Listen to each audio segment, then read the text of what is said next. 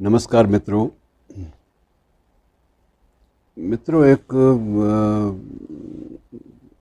सुखद खबर ये है कि काफ़ी समय से ये मांग की जा रही है कि मातृभाषा में शिक्षा दी जाए, तो वो शिक्षा निश्चित रूप से जो शिक्षा प्राप्त करने वाला छात्र है वो जल्दी ग्रहण कर लेता है और उसको दिक्कत नहीं आती विषय की गहराइयों को समझने में। ये संकट जो है, ये चर्चा का विषय तो बड़े वर्षों से है। अब आज़ादी का अमृत महोत्सव मना रहे हैं हम, 75 वर्ष बीत चुके और इसी बीच में कई बार इस मुद्दे पर अच्छी बहस भी हो चुकी है और इस मुद्दे को लेकर कई पहलकदमियां भी हुई हैं। पहलकदमियों में सबसे बड़ी बात ये थी कि जो तकनीकी विषय हैं उनमें शिक्षा देने का जो काम है, यदि मातृभाषा में हो तो उससे बड़ी सुविधा रहेगी। और तब तरह तरह के कारण दिए गए कि ये संभव नहीं हो पा रहा। यद्यपि इस दिशा में गंभीर प्रयास भी हुए। केंद्र सरकार ने वैज्ञानिक और तकनीकी शब्दावली आयोग का भी गठन किया। तब इसके आयोग के अध्यक्ष थे प्रसिद्ध शिक्षाविद डॉक्टर दौलत सिंह कोठारी, जिनके नाम पर कोठारी कमीशन जो है वो ज़्यादा चर्चा में रहा है। उन्होंने ये कहा कि हमें ये सुविधाएं जो हैं वो देनी चाहिए छात्रों को, तब जाकर वो उस बारे में सोच पाएंगे। और सुविधाओं में सबसे पहली बात यह है कि हमें उनको तकनीकी और वैज्ञानिक विषयों की जो शब्द सूची है, जो पारिभाषिक शब्दावली है, वो हमें देनी चाहिए। तो पारिभाषिक शब्दावली तैयार करने के लिए, डिक्शनरीज़ तैयार करने के लिए बहुत सारे विशेषज्ञों की समितियां बनी।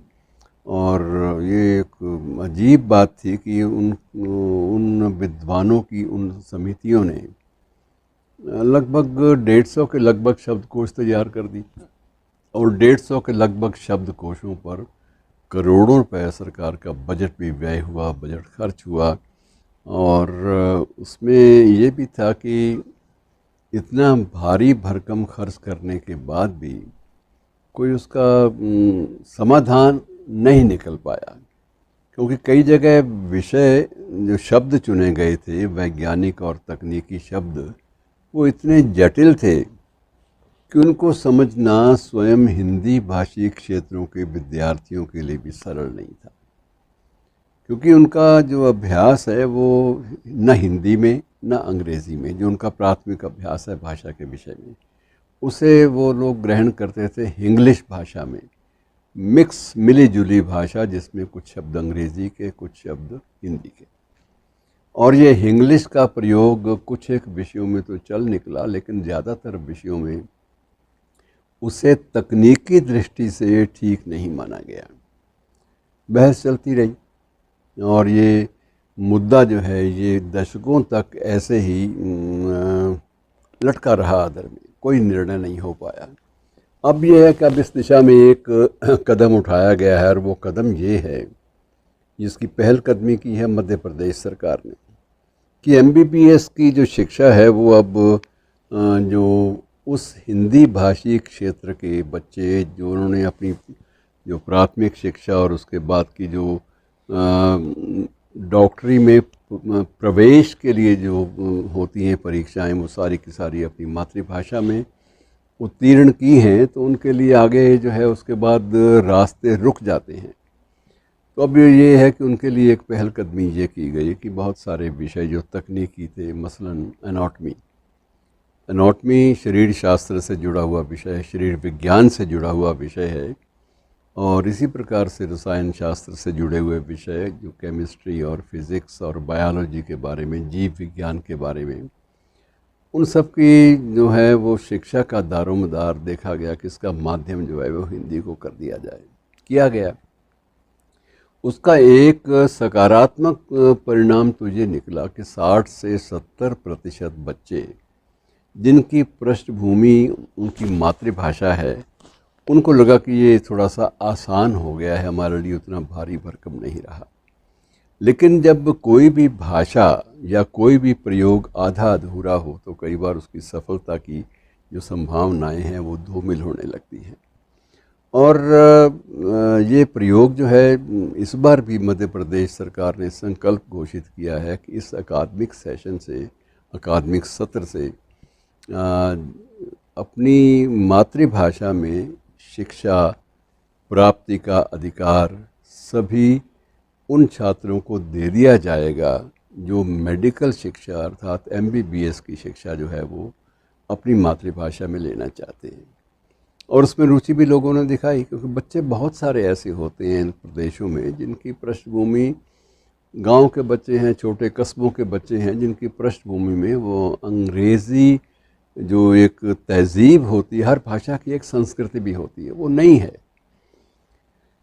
एनाटॉमी के नाम पर आज से नहीं बल्कि पिछले लगभग 1 सदी से भी ज़्यादा समय से एनाटॉमी, एक ग्रेज एनाटॉमी के नाम से एक पुस्तक है, उसी के आधार पर एनाटॉमी पढ़ाई जाती रही है। अब ग्रेज एनाटॉमी का कोई पुख्ता अनुवाद वो नहीं दिया गया। नई पुस्तकें उस विषय से जुड़ी हुई, शरीर विज्ञान से जुड़ी हुई, वो गढ़ दी गई। अब वो जो गढ़ी हुई नई पुस्तकें हैं उनसे जो अध्यापक वर्ग है वो भी रूबरू नहीं है। तो ये समस्या थोड़ी सी पेचीदा है।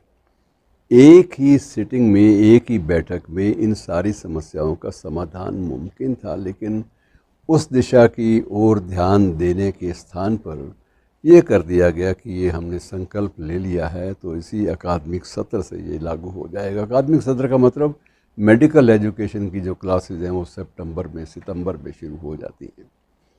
अब उसके लिए सुझाव जो है विशेषज्ञों ने ये भी दिया है कि आप इसको मिली जुली भाषा रखिए, वो आसानी से ग्राह्य होगी। जो बच्चे कस्बई पृष्ठभूमि से हैं या छोटे शहरों की पृष्ठभूमि से हैं या ऐसे परिवारों से हैं जिन्होंने अपनी शुरुआती शिक्षा जो है वो हिंदी में या अपनी मातृभाषा में प्राप्त की है, तो उनके लिए सुविधा हो जाएगी। लेकिन जब तक हम ग्रेस को हम अपना आधार मानकर, उस एनाटॉमी को आधार मानकर आगे बढ़ने का प्रयास करेंगे, तब तक ये संकट रहेगा। अगर आपने वही एनाटॉमी देनी है ग्रेस वाली, तो आप ये कहिए कि हम अनुवाद रूप में दे रहे हैं। लेकिन उसमें 2 ऑप्शन हैं हमारे पास, 2 विकल्प हैं। एक, या तो हम उसका अनुवाद दें, और या यह है कि हम मौलिक रूप से ग्रेस द्वारा अपनाए गए मार्ग पर चलते हुए हम उसका नया जो स्वरूप है वो गढ़ें ताकि वो ज़्यादा स्वीकार्य हो। लेकिन कोई स्पष्ट दिशा निर्देश ना होने के कारण ये सारे काम धीरे धीरे पेचीदगी की ओर ज़्यादा बढ़ रहे हैं और समाधान की ओर कम बढ़ रहे हैं। और ये स्थिति सबके बारे में है। मसलन उदाहरण के लिए शब्दावली आयोग ने भूगोल के लिए एक अपना शब्दकोश तैयार किया। अब भूगोल पढ़ने वाले जो हैं वो प्रेफर यही करते हैं, उनकी प्राथमिकता यही रहती है कि भूगोल पर जो रटी रटाई पुस्तकें हैं, लिखी लिखाई, उनको प्रयोग में लाया जाए। अब बहुत सारे नए विषय आ गए हैं, जैसे वित्त प्रबंधन है, फिस्कल मैनेजमेंट है। इस विषय में एक प्रयोग भी हुआ, और प्रयोग हरियाणा ग्रंथ अकादमी, जो कि उस समय हरियाणा साहित्य अकादमी का एक भाग थी, उनकी ओर से किया गया। और वित्त प्रशासन के नाम से एक पुस्तक जो है वो प्रकाशित कर दी गई। कालांतर में ये पाया गया कि वित्त प्रशासन की वह पुस्तक बेहद लोकप्रिय हुई। उसके 10 संस्करण बिक गए। उन दिनों संस्करण ये नहीं होता था कि 100-200 कॉपीज़ का संस्करण, पूरा जो निर्धारित मापदंड है संस्करणों का उसके अनुसार छपते थे।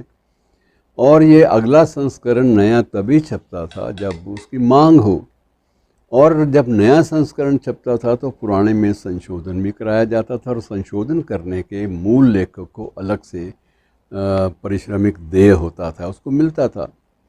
लेकिन ये सारी की सारी चीज़ें उतनी गंभीरता से ली नहीं जा पाईं जितनी गंभीरता से इस दिशा में कोई ठोस कदम उठाए गए थे।